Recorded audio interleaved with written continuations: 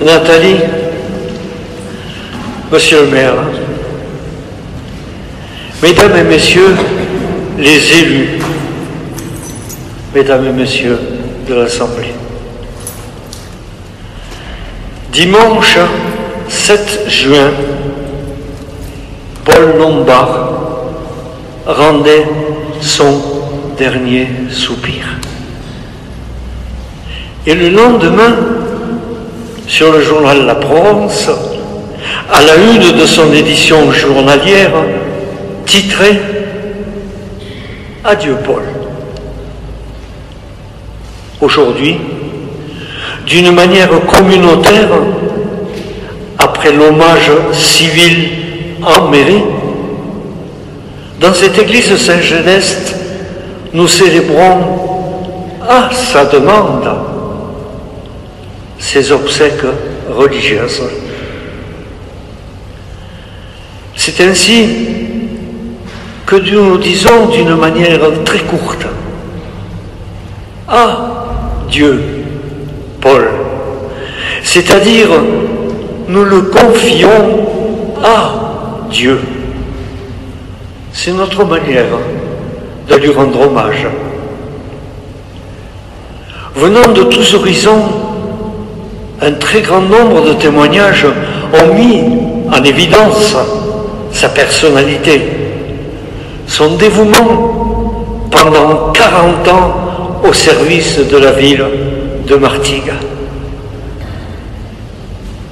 Pour ma part, étant proche de Paul, souvent, nous avons évoqué ce qui était une approche spirituelle liée à notre vie de tous les jours.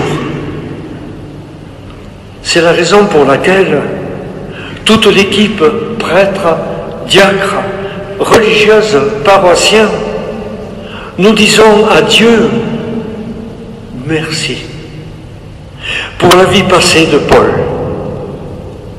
Merci pour son existence, pour tout ce qu'il a pu faire de ses mains, avec son intelligence, avec son cœur.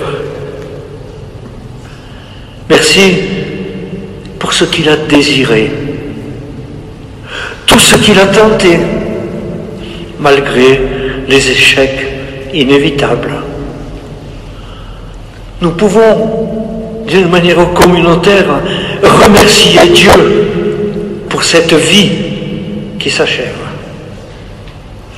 Et vous-même, vous pouvez évoquer devant Dieu ce que vous avez reçu de Paul.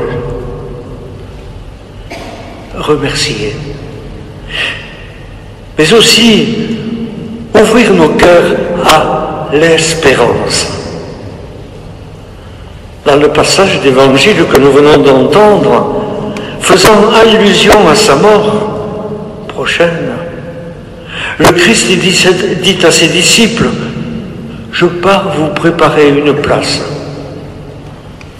Pour aller où je m'en vais, vous savez le chemin ?» Thomas lui dit « Seigneur, nous ne savons même pas où tu vas. Comment pourrions-nous savoir le chemin ?» Sans doute, chers amis, c'est l'interrogation que nous nous posons d'une manière très lucide et normale. Jésus lui répond « Moi je suis le chemin, la vérité et la vie. Personne ne va vers le Père sans passer par moi. » Ce chemin, cette vérité et cette vie, pour nous, chrétiens et chrétiennes, c'est le baptême en Jésus-Christ. Que Paul, même si cela paraît anormal et absurde, que Paul vit dans l'absolu, dans son passage par notre mort terrestre, dans son adieu. Paul Éluard, même s'il ne croyait pas à l'immortalité, a su dire le dernier mot appartient toujours à la vie. Je cite, « La mort n'est jamais complète. Il y a toujours, puisque je le dis, puisque je l'affirme, au bout du chagrin, une fenêtre ouverte, une fenêtre éclairée.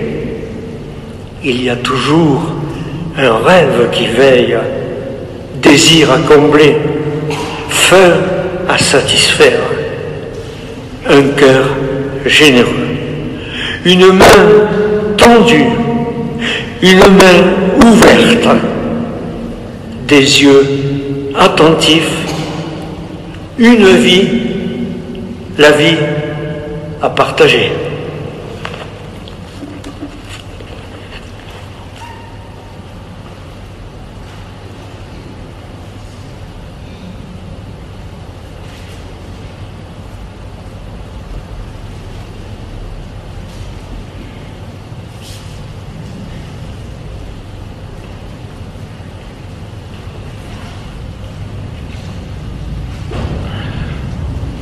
Le moment de la quête, des personnes parmi vous vont passer pour recevoir